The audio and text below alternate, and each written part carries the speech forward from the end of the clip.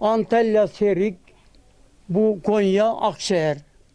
Bu arada Antalya'dan göçerdik. 14 günde deveyle can kurtarına çıkardık. Burada şeytan martağı yoktu burada. Bu vakit oldu mu şu ormanın katının her yanı canavar olurdu. Akşam oldu mu evden dışarı çıkmazdık. Çıkamazdınız. Çıkmazdık.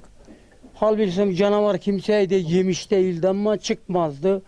Ömrüm çobancılığına dağlarda, çadırda geçti. 12 kardeşiz. Şimdi ben devamlı ömrüm burada dağda geçti. Yani acık ömrümün uzun olması, böyle dağda yaşamam, 86 yaşına gidesiye. Buradan tüve omuzluğa veririm. 15 kilometre şuraya gider, gerisin geri 30 kilometre geri gelir.